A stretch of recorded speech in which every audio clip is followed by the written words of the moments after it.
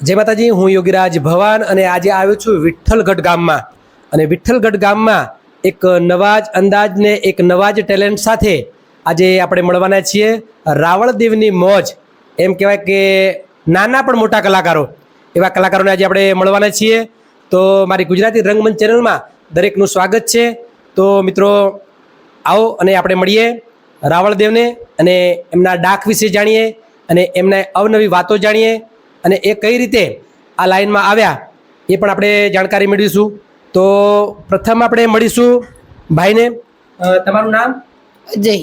અજયભાઈ. હા. અજયભાઈ રાવળદેવ. હા. બરાબર. તમે ડાક વગાડો છો? હા. ખૂબ સરસ. તમારું નામ? ચિરાગભાઈ. હા, ચિરાગ. જોરથી. ચિરાગ. ચિરાગભાઈ. ખૂબ સરસ. ચિરાગભાઈ કાસાજોડી વગાડે છે. અને હવે મળશું એક આપણે બીજા ડાક કલાકારને. તમારું નામ? શૈલેષભાઈ. ખૂબ સરસ. શૈલેષભાઈ. તો આ ત્રણેય બહુ ઉંમર નાની છે પણ કામ મોટા છે. તો આજે એ કામ મારે લોકો સુધી પહોંચાડવા છે અને એમની મોજ પણ આપણે જોઈશું અને જાણીશું. તો મિત્રો, આ દરેક મિત્રને મારી નમ્ર વિનંતી કે આવા અવનવા કલાકારો જ્યાં પણ છે ત્યાં હું એક એક કલાકારને મળીને તમારા સુધી પહોંચાડતો રહીશ. તો તમે કેટલા ટાઈમથી ડાક વગાડો છો? બસ આપણે 1 વર્ષથી. 1 વર્ષથી. કોના જોડે શીખ્યા ડાક? આમ તો ઘણા બધા પ્રોગ્રામ થતા હતા, અહીંયા જતા હતા, પણ મતે જાવ. બરાબર. પ્રોગ્રામમાં જોઈ જોઈને તમે ડાક શીખ્યા.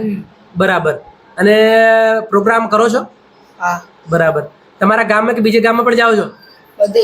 દરેક જગ્યાએ જાઓ છો અને માતાજીને અને પબ્લિકને ખુશ કરવાનું કામ કરો છો. હા. ખૂબ સરસ. તો મારા દર્શક મિત્રોનું એવું કહેવું છે કે શરૂઆતમાં જ્યારે તમે ડાક શીખવાનો તમારો વિચાર આવ્યો હા. ત્યારે પ્રથમવાર કઈ જગ્યાએ તમે ડાક વગાડેલું? પ્રથમ વાર તો ઘરે જ.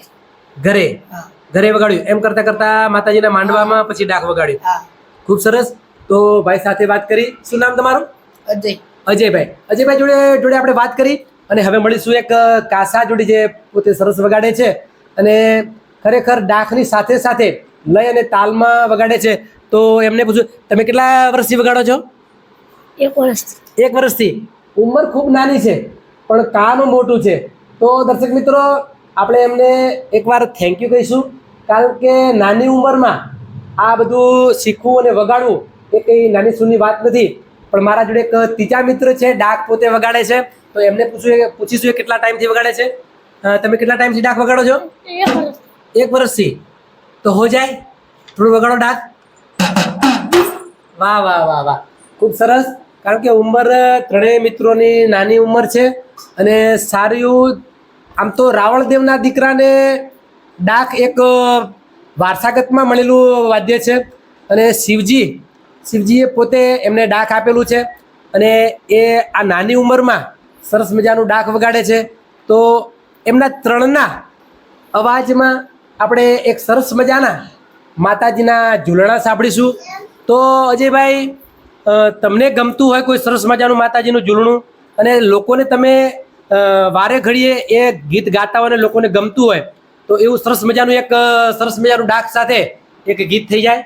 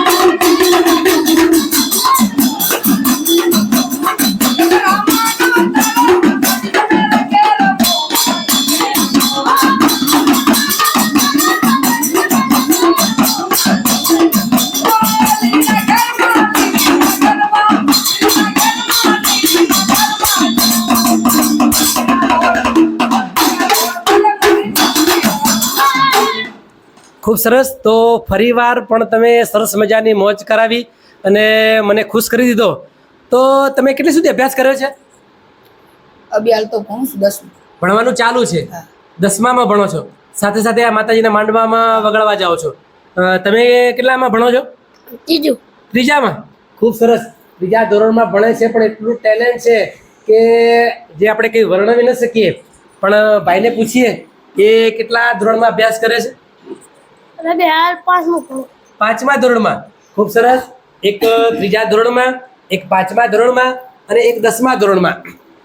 બહુ નહીવતી ઉંમર છે મિત્રો, કારણ કે આ એક એમની રમવાની ઉંમર છે, પણ માતાજીના વાદ્ય સાથે માતાજીને લડાવવાનું કામ કરી રહ્યા છે અને માતાજીને ખુશ કરવાનું કામ કરી રહ્યા છે.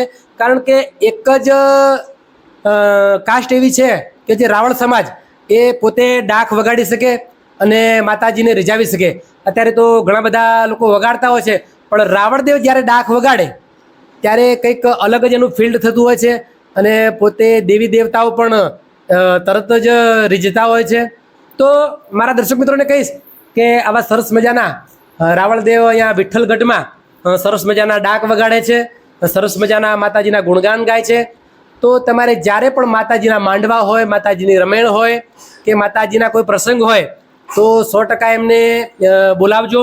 અને એ લોકોને જ્યારે તમારે બોલાવવા હોય તો મારી યુટ્યુબના માધ્યમ દ્વારા મારો નંબર છે એમાં, તો એ નંબરથી કોન્ટેક્ટ કરીને એમને તમે બોલાવી શકો છો. કારણ કે નાની ઉંમરમાં ઘણું બધું એમને સંઘર્ષ કરીને અને પોતે ડાક શીખ્યા છે અને સારા એવા લોકોને પણ રાજી કરે છે. તો મિત્રો, ફરી એકવાર એમના જ મોઢે સરસ મજાનો માતાજીનો માંડવાનો પ્રસંગ હોય અને ગાતા હોય તો ફરી એકવાર આપણે એમને સાંભળીશું. તો થઈ જાય.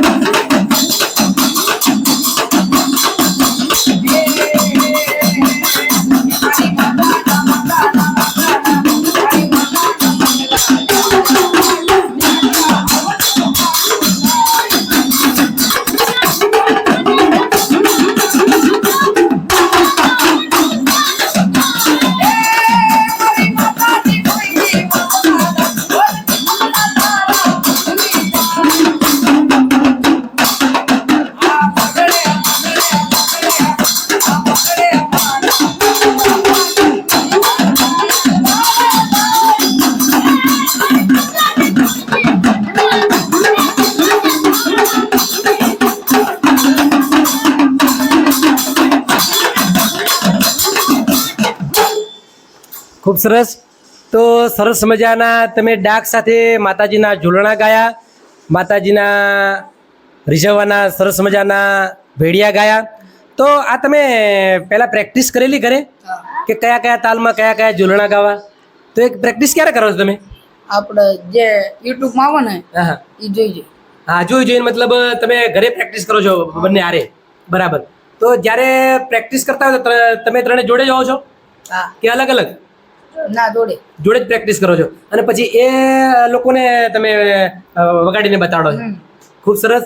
બહુ નાની ઉંમરમાં સરસ મજાનું કામ કર્યું છે એમને અને સરસ મજાનું ડાક વગાડે છે, સરસ મજાનું ગાય છે. તો એકવાર થેન્ક યુ તો એમને કહેવું જ પડે, કારણ કે આટલી ઉંમરમાં એમને ઘણું બધું મોટું કામ કર્યું છે, નાની ઉંમરમાં મોટું કામ.